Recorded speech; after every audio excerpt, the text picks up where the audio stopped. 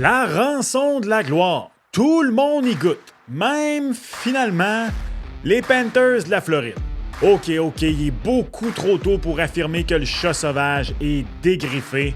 Mais avec la perte d'Alexander Barkov qui devrait rater au minimum l'entièreté de la saison régulière qui s'ajoute à celle de Matthew Tkachuk qui sera pas là jusqu'en décembre, on peut comprendre les équipes de la division Atlantique de se dire « Voilà ma chance! » Mais qui va la saisir, cette chance-là?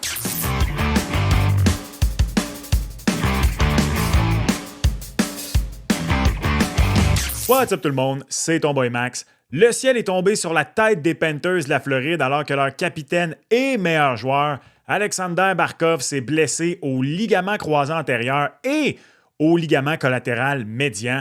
Aïe aïe! Barkov n'est peut-être pas le meilleur compteur des Panthers chaque saison. En fait, il ne l'a pas été depuis 2018-2019. Mais il en demeure pas moins que... c'est le meilleur joueur de l'équipe. Un centre de 6 pieds 3 qui récolte en moyenne au-dessus d'un point par match depuis une décennie maintenant, tout en muselant les meilleurs joueurs adverses soir après soir. Le grand Finlandais est en fait le ciment qui fait que cette équipe des Panthers colle.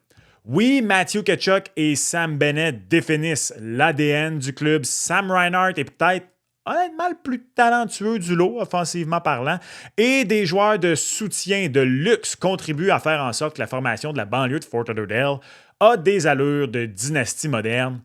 Mais sans Barkov, est-ce que tout ça tient? C'est ce qu'on est sur le point de savoir. L'an dernier, pas moins de 5 équipes de la division Atlantique ont participé aux éliminatoires.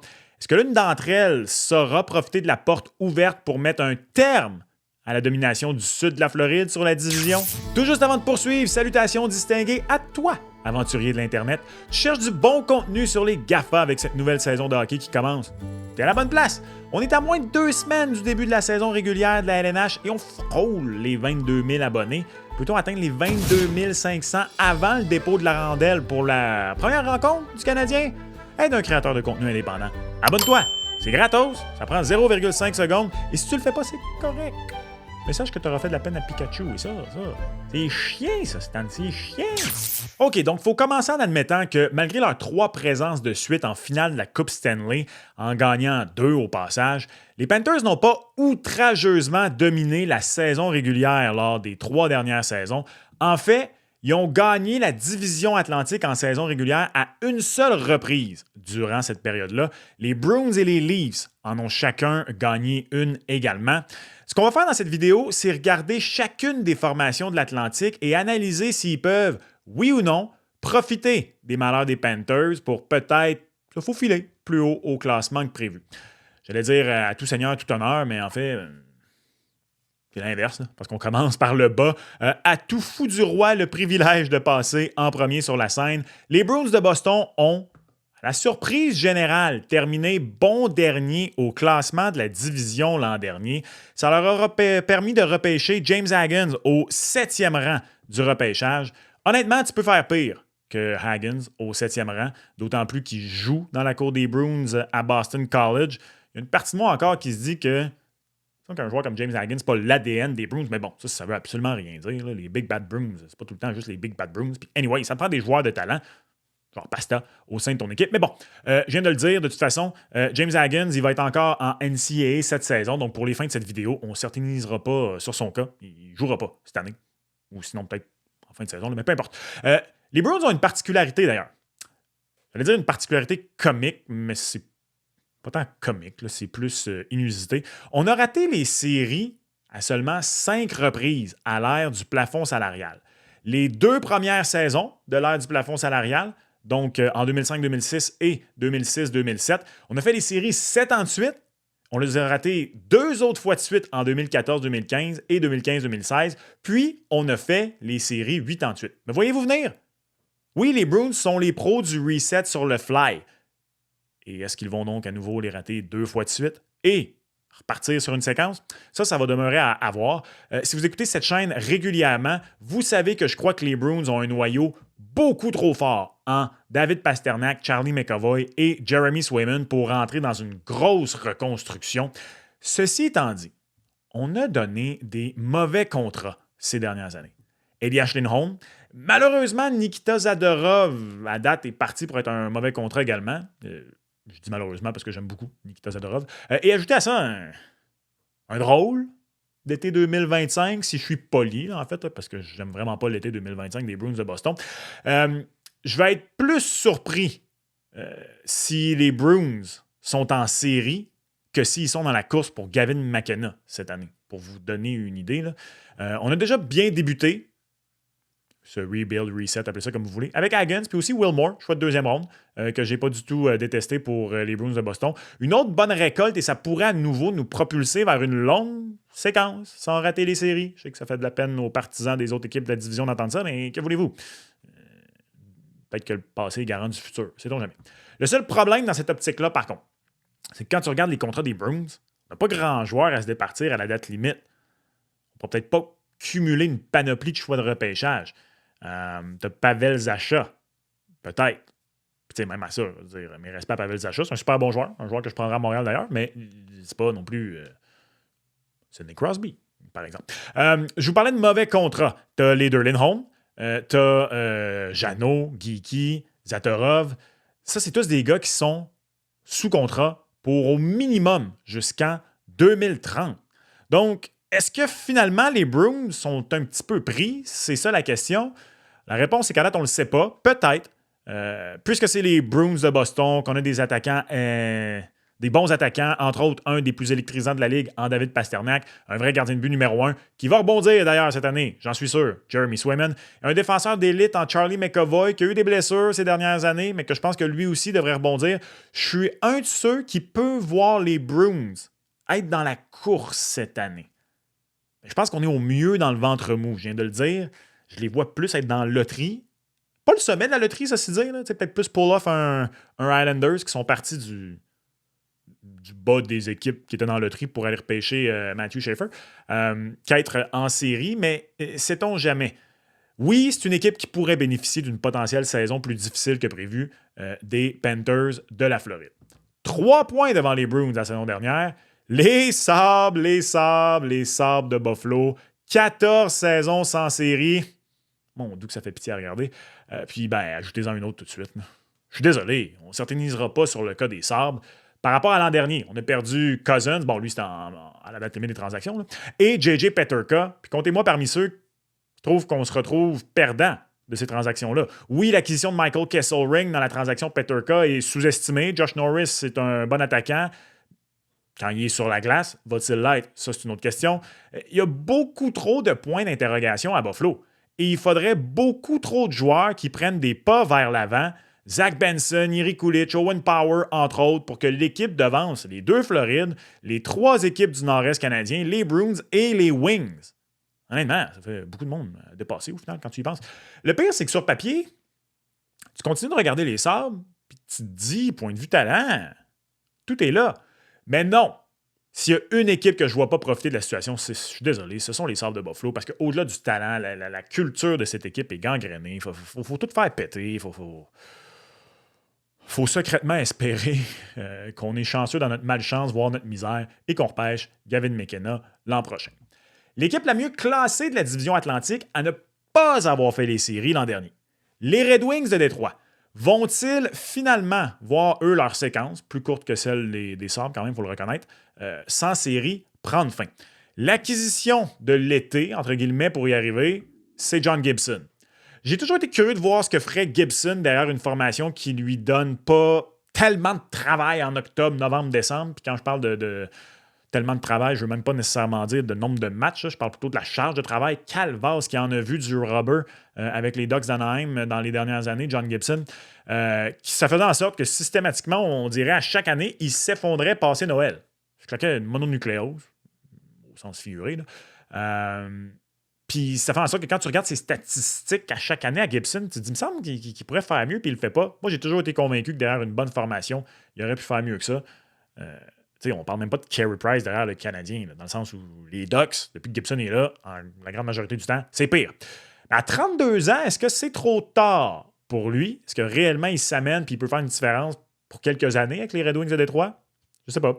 En tout cas, j'ose croire que si jamais on rate les séries, ça va être trop tard pour Steve Yzerman. S'il fallait que ça ne fonctionne pas, j'ose espérer que le Yzer Plan de Détroit, on met ça aux poubelles. Mais respect à Stevie Y, une des plus grandes légendes des Red Wings de Détroit. Probablement pas la plus grande. Il faut quand même donner un peu de respect à Gordie Howe. La plus grande légende moderne des Red Wings de Détroit. Puis tu as des points positifs là, chez les Red Wings. Lucas Raymond a connu toute une saison l'an passé avec 80 points. Mais est-ce que les vétérans pourront mieux l'aider? Parce qu'on dirait que ça a été ça le problème des Red Wings. Les Larkin, les DeBrincat, les Kane et compagnie. Je continue de croire que les Wings ont un avenir intéressant. Des Sandin Pelika, des Carter Bear, entre autres. Excellent choix au repêchage, d'ailleurs, Carter Bear. Trey Augustine et Sébastien Cossa continuent d'être des espoirs de premier plan devant le filet. Quoique je commence à croire que Cossa que ça donne. Désolé, c'était facile. Je ne sais trop, honnêtement. Je crois un petit peu moins en Cossa qu'en Augustine. Détroit a voulu accélérer sa reconstruction. On s'est fait devancer par Ottawa et même Montréal. Et je pense que ça va être encore le cas cette année. J'ai comme l'impression que les Red Wings vont plus entrer dans cette catégorie d'équipes de milieu de classement que si on est chanceux, peut-être on va avoir 1 ou 2 pushs avec ce noyau-là, sans plus. Parlons justement du Canada. Pas du Canada, du Canadien. Boston, Buffalo, Détroit. Par rapport aux équipes qui ont fini derrière elles l'an dernier, Montréal, c'est en théorie plus amélioré. Noah Dobson, Zach Bolduc, ajouté à ça Ivan Demidov. Oui, à Montréal, on a mille et une questions, dont celle du deuxième centre. Cette question qui est plus jouée en boucle que Despacito à l'été 2017. Mais est-ce que, quand on se compare, on se console? Peut-être, parce que si vous voulez mon avis, Montréal est l'une des 2 formations qui peut le plus bénéficier des ennuis de santé des Panthers. On parle assez souvent du Canadien sur la chaîne pour ne pas s'éterniser non plus sur leur cas, on les connaît. Mais contrairement aux 3 autres formations jusqu'ici, Montréal peut vraiment se dire que ses chances de participer aux séries viennent de monter. Drastiquement, non, quand même pas. On a fait le tournoi printanier avec 91 points l'an passé. Même une amélioration de 2-3 points au classement, ça ne garantirait pas du tout une participation du CH aux séries. Je vous rappelle là, qu'on est une des équipes qui a fait les séries avec le moins de points. Je ne l'ai plus devant moi, là, mais dans quoi, les 10, 15 dernières années, ça avait été le contraire. Une des années de Carey Price, 2019, si ma mémoire est bonne, on les avait ratés avec le plus de points pour une équipe qui ratait les séries. Un peu à l'image des Flames l'an dernier. On a raté les séries dans l'Ouest avec 5 points de plus que le Canadien de Montréal. Donc, à prendre en considération que même une petite amélioration de quelques points pourrait quand même faire en sorte que le Canadien ne participe pas aux séries. Deuxième élément à prendre en compte, la même division n'a pas envoyé 5 équipes 2 fois de suite en série lors de 2 saisons consécutives depuis les saisons 2017-2018 et 2018-2019. Bon, c'est peut-être un petit peu compliqué là, à suivre ça. Donc, l'an passé, il y a 5 équipes de la division Atlantique qui ont fait les séries. Donc, est-ce que l'Atlantique peut envoyer encore une fois 5 équipes en série? C'est rare. Les mêmes divisions qui envoient 5 équipes 2 fois de suite. Faut donc non seulement améliorer son total de points, mais dans un monde idéal, au moins devancer l'une des 4 formations qui étaient devant nous au classement. Parce qu'encore une fois, si tu finis 5e de la division, c'est plus difficile. La bonne nouvelle, c'est que soudainement, à mon avis, il y avait juste les Sénateurs qui étaient atteignables à devancer. Et là, je pense que tu as au moins une autre formation qui est atteignable. Je crois sincèrement que Montréal est l'une des 2 grandes organisations gagnantes de la blessure de Barkov, dans l'Atlantique du moins, parce que oui, ça pourrait aussi être bénéfique à des équipes de la métropolitaine. Entre autres, exemple, si on chute tellement du côté des Panthers, 4 équipes de chaque division font les séries. Mais c'est surtout en série, justement, je pense, où les équipes de la métropolitaine pourraient en bénéficier. Tu sais, Barkov, contrairement à Tkachuk, ça se peut qu'il rate toutes les séries aussi. Et là, soudainement, tu sais, les Panthers, ces dernières années, on faisait les séries, puis c'était vraiment là où on prenait notre envol. Là, ça va peut-être être plus difficile. Et peut-être que l'équipe de la métropolitaine qui se rendrait, hypothétiquement, en finale de conférence, pourrait souffler un peu, rendu là, à l'idée de ne pas affronter les Panthers de la Floride. L'autre équipe, et peut-être même les plus grands gagnants pour moi, ce sont les Sénateurs d'Ottawa. Non, les Sénateurs n'ont pas fait une aussi grosse splash que le CH cet été. Je veux dire, Lars Eller, Jordan Spence, pas les plus grosses acquisitions. Là. Mais contrairement à Montréal, Ottawa, l'an passé, c'était pas « Oh wow, les séries! » C'était enfin les séries. Brady Tkachuk et Tim Stuchla sont à maturité. Jake Sanderson est tranquillement en train de devenir un des bons vrais défenseurs numéro 1 de la Ligue nationale de hockey. Si Linus Ullmark demeure en santé, attention aux Sens. Ça fait 7 saisons de suite On exclut 2020-2021 parce que les divisions étaient refaites. Fait que, on oublie celle-là, là, mais des vraies saisons, entre guillemets. 7 saisons de suite que la moitié de l'Atlantique se dispute les 3 premiers rangs. Boston, Toronto, Floride et Tampa, 3 de ces 4 formations-là composent le top 3 de l'Atlantique depuis la saison 2017-2018. Boston, pour moi, est sorti de la course. Les Sens vont se battre et, je crois, obtenir une des 3 premières places de la division cette année. Les Panthers eux-mêmes ont terminé au 3e rang l'an dernier. Et on va apprendre beaucoup sur les Panthers cette année. Donc, je les ai inclus dans les équipes qu'il faut parler, oui, même si la perte de Barkov, c'est les Panthers. À mon avis, c'est rien de moins que leurs 2 joueurs les plus importants qui sont sur la touche jusqu'au mois de décembre. Barkov, le meilleur joueur de l'équipe, puis Tkachuk, l'acquisition qui a fait en sorte que tout ça, finalement, a gelé, puis qu'on est devenu l'équipe qu'on est devenu en séries éliminatoires.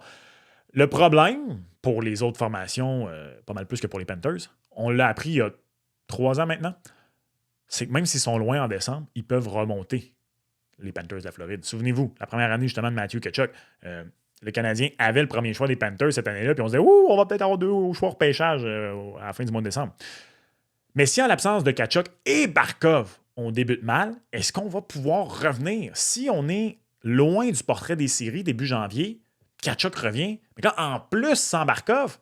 Et c'est là que la question est excellente. Oui, la Floride a une des meilleures profondeurs de la Ligue. Mais quand Batman et Superman tombent, est-ce que Robin et les Teen Titans se lèvent? Carter Verhaeghe, Anton Lunel, Eetu Luostarinen, tous d'excellents attaquants de soutien. Il y en a d'autres. Sans Barkov et Tkachuk pour leur faire de la place, que font-ils? Peut-être que la clé est justement Anton Lunel. Ça fait plusieurs saisons maintenant qu'on se dit que ce gars-là, ailleurs, est peut-être un excellent 2e centre déjà. Son surnom en Floride, c'est littéralement Mini Barkov. Je parlais de Robin et les Teen Titans. Est-ce que Robin peut mettre le costume de Batman le temps d'une saison et sauver les meubles? Pour les geeks de bande dessinée, sachez que Dick Grayson, le premier Robin, a déjà été Batman. Bon, fin de la discussion de la parenthèse. Deuxième clé, la défense dans son ensemble, dont fait un peu partie de Barkov. Je veux dire, il n'est pas de défenseur, il n'est pas de gardien de but, mais c'est quand même sinon le meilleur attaquant défensif de la Ligue depuis quelques saisons. Donc, la clé, par contre, la plus grosse clé, c'est Sergei Bobrovsky. Le Bob a 37 ans. 58 et 54 départs lors des 2 dernières saisons. Son nouveau réserviste, Daniel Tarasov, il peut-tu faire le travail? Disons qu'on n'a pas beaucoup de pudding encore pour en voir la preuve. Je pense que son plus gros total de matchs en une saison, c'est 25, si ma mémoire est bonne. Il n'a jamais eu de moyenne de but alloué sous les 3. C'est pas un réserviste de luxe, là, Daniel Tarasov. Il a été nommé au Vezina il y a 2 ans. Bob, est-ce qu'il est encore un gardien de but top 5, top 10? Il va devoir l'être. Moi, je crois encore beaucoup en Sergei Bobrovsky, mais force est d'admettre qu'à 37 ans, tu ne sais jamais quand l'horloge grand-père, il te rattrape. Les 3 premiers mois de la saison vont être cruciaux pour les Panthers. On a vanté l'été de Bill Zito. Il a fait rentrer Marchand, Bennett et Ekblad sous le plafond. L'équipe elle-même se targue d'être une organisation qui n'en est pas une d'un ou 2 joueurs depuis 3 ans maintenant. À vous d'en faire la preuve. Vous venez de perdre, à mon avis, encore une fois, les 2 meilleurs joueurs de l'équipe, les 2 joueurs les plus importants de l'équipe. Est-ce que c'est vrai que vous n'êtes pas une organisation de juste 2 joueurs? Les Panthers vont faire les séries malgré tout, à mon avis. Mais comme top 3 ou équipe repêchée, ça va dépendre, parce que les 2 autres poids lourds aussi ont des questions. Soyons honnêtes. Tampa, pour moi, n'a qu'une seule question. Andrei Vasilevskiy est-il en santé? Le Big Cat a retrouvé sa forme l'an dernier. Il a terminé 2e au Vezina. C'est une première nomination pour lui au Vezina depuis 2021. À ce moment-là, il était abonné aux nominations au Vezina. Il y en avait eu 4 ou 5 de suite. Vasi a raté du temps dans le camp. John Cooper a dit qu'il subissait des traitements. C'est juste préventif. Il y a un petit pépin. Vasi, malheureusement, est rendu du mauvais côté de 30 ans. Et son réserviste, Jonas Jonsson, il a joué 19 matchs l'an dernier. Si Vasi n'est pas un Vasi calibre Vezina ou proche puis qui ne dispute pas au-dessus de 60 matchs, c'est quoi le Lightning? Avec 4 joueurs de 80 points l'an dernier, les 4 mêmes d'ailleurs ont marqué au moins 35 buts, Tampa demeure sinon la formation la plus musclée au sommet de l'alignement de la LNH. Et on a retrouvé un peu de profondeur. Je ne sais pas pour vous, je trouve que la profondeur de Tampa, en ce moment, je la trouve plus belle que les 2 saisons post-3 finales de suite. Mais est-ce que tout dépend de Vasi, honnêtement? Un petit peu. C'est quand même pas suffisant pour me faire croire que Tampa, honnêtement, en ce moment, avec la blessure de Barkov, n'est pas largement devant la Floride en saison. En saison, parce qu'en série, c'est une autre histoire. Même que Tampa, pour moi, est maintenant favori pour gagner la division parce que les gagnants de l'an passé, Toronto, ont des questions. Sauf que, aussi bizarre que ça puisse paraître, je trouve que derrière Ottawa, Toronto est un des grands gagnants de la division Atlantique, de la blessure à Barkov. Pourquoi? Parce qu'avant celle-ci, c'était Toronto que je voyais à Ottawa peut-être tasser du top 3 de la division Atlantique. C'est une équipe intrigante pour débuter la saison. Perdre un joueur de la trempe de Mitch Marner, ça fait mal. Ça fait mal en temps. Mais si c'était une bénédiction déguisée, enfin, on n'entend plus parler du Big Four à Toronto. C'est pas moi qui le dis, c'est Craig Berube lui-même. Est-ce que le départ de Marner va faire en sorte que ça va être plus difficile sans son partenaire pour Auston Matthews ou si au contraire, il va s'affirmer encore plus comme leader de la formation? Plus de place pour Willie Nylander, lui qui, à mon avis, a toujours été le plus clutch. Bon, les mauvaises langues diront que c'est pas dur à battre, là. Ils sont pas très très clutch à Toronto. OK, correct, bon point. Nicolas Roy et Dakota Joshua. Je veux dire Dakota Johnson, je sais pas pourquoi. C'est pas une actrice, ça. En tout cas, je déteste pas du tout ses acquisitions, particulièrement Nicolas Roy. Je pense que c'est sous-estimé l'impact que ce gars-là peut avoir avec les Maple Leafs de Toronto. Pour moi, c'était peut-être la formation la plus dure à lire dans l'Atlantique, et c'est plus nécessairement le cas avec la blessure à Barkov. Je trouve qu'autant les Leafs et les Panthers, soudainement, tu regardes, il y a une partie de moi qui se dit, dans les deux cas, ils vont quand même finir top 3, Montréal, Ottawa se battent parmi la panoplie d'équipes qui se battent pour les postes d'équipe repêchés. Tant pis pour les autres. Mais les deux, maintenant, il y a une petite partie de moi aussi qui se dit, ils ne rateront pas les séries, mais ils vont peut-être être dans la catégorie d'équipes qu'on va regarder plus longtemps en se disant comme, je ne sais trop. Dernière chose. Vous m'avez entendu dans cette vidéo, je dis que je crois que les Sens vont tasser les Panthers et finir top 3. Mais est-ce qu'il y a suffisamment de points d'interrogation chez Toronto et Tampa pour qu'une autre de ces deux équipes-là tombe wildcard ou encore rate carrément les séries? Je viens de le dire personnellement, je pense pas. Mais je trouve que pour une première fois depuis quelques années, tu regardes la division Atlantique pour débuter l'année, puis ça ne semble pas une garantie que les 4 formations qui n'ont pas fini top 3 depuis cette saison, Ottawa, Montréal, Détroit, Buffalo, peuvent pas se battre pour une de ces places-là. Je crois qu'Ottawa, c'est l'équipe la plus susceptible. Je pense que Montréal, c'est la seule autre que ça peut être réaliste. Après ça, Détroit, Buffalo, Boston, je serais extrêmement surpris que ça arrive. Qui seront les 3 meilleures équipes de l'Atlantique cette année? Moi, je dis Tampa, Ottawa, Toronto, dans cet ordre. Oui, Ottawa, 2e de la division. Combien de formations de la division feront les séries? C'est rare que ça arrive 2 ans de suite. Je pense que c'est encore une possibilité. 5 équipes de l'Atlantique qui feront les séries cette année. Ça va être difficile. Je ne pense pas que les Rangers vont avoir une saison aussi catastrophique que l'an dernier. Washington, Caroline Devils, je les vois difficilement se faire tasser. Donc, ça va être très, très, très intéressant à surveiller la course dans l'Est cette saison. Toi, qu'en penses-tu? Laisse-moi savoir en commentaire. Tu veux des éléments de réponse pour le 2e trio du Canadien? C'est juste ici. Et on se reparle dans du prochain épisode. Ciao!